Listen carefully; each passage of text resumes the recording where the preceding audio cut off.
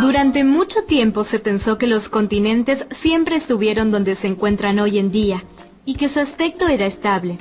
Sin embargo, a principios del siglo XX, el científico alemán Alfred L. Wegener postuló una teoría revolucionaria para la época que por mucho tiempo fue rechazada. ¿Qué postulaba Wegener? Postulaba la teoría de la deriva continental. Suponía que los continentes se desplazaban sobre el suelo terrestre como si estuvieran flotando a la deriva. ¿Pero sobre qué flotan? ¿Sobre agua? No.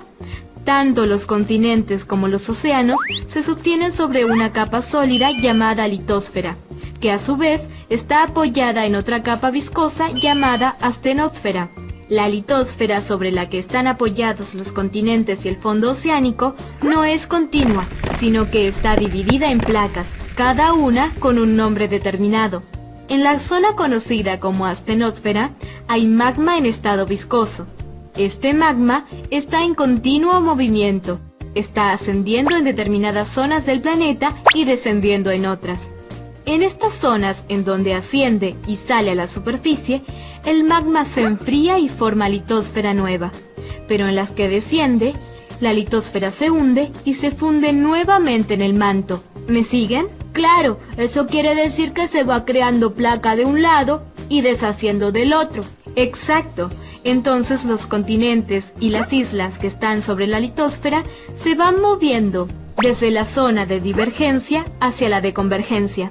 ¿Pero por qué se llaman zonas de divergencia y de convergencia? Se llaman así porque en las de divergencia las placas se separan unas de otras, pero en las de convergencia se acercan entre sí. ¿Y qué pasa cuando esas placas se acercan? ¿Chocan? Sí. Podemos encontrar tres tipos diferentes de bordes entre placas. Uno es el divergente. De él se forma una nueva litosfera por el ascenso de magma. El otro tipo de borde es el convergente, en donde dos placas se mueven en sentido opuesto. Una de las placas se introduce debajo de la otra en lo que se conoce como subducción. La subducción es el tipo de límite que puede ocurrir entre dos placas que se encuentran en el continente, o bien una pertenece a una placa oceánica y la otra a un continente. En los dos casos, una de ellas subduce debajo de la otra, empujando y formando en la otra margen cadenas montañosas. Un ejemplo de límites convergentes entre dos placas continentales es la que forman el Himalaya, entre las placas indo-australiana y la euroasiática. ¿En esa zona se producen terremotos? Exacto. Cuando una subduce bajo la otra, se produce fricción entre ellas y salida de magma por los volcanes, lo que libera una gran cantidad de energía y movimientos sísmicos. Pero los mayores terremotos ocurren cuando dos placas se mueven en sentido paralelo, en lo que se llaman bordes transformantes. ¿Y por qué en él se producen los terremotos mayores? Bien, en primer lugar, en este caso, no se crea ni se destruye litosfera, pero las rocas que forman la litosfera de ambas placas se van friccionando y acumulando energía alrededor de una línea de contacto conocida como falla. En determinado momento, liberan una enorme cantidad de energía acumulada en un sismo. Profe, ¿y qué deberíamos hacer en caso de un sismo? Hay diferentes maneras de actuar en caso de un sismo.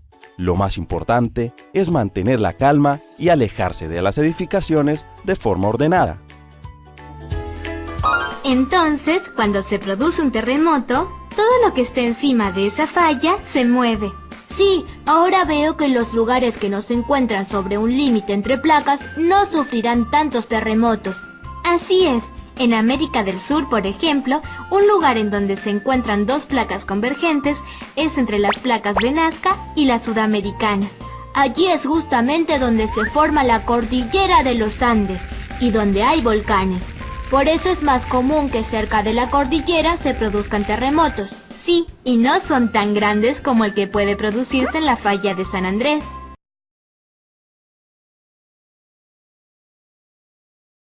Un terremoto es un movimiento brusco de la Tierra causado por la liberación de energía acumulada durante un largo tiempo.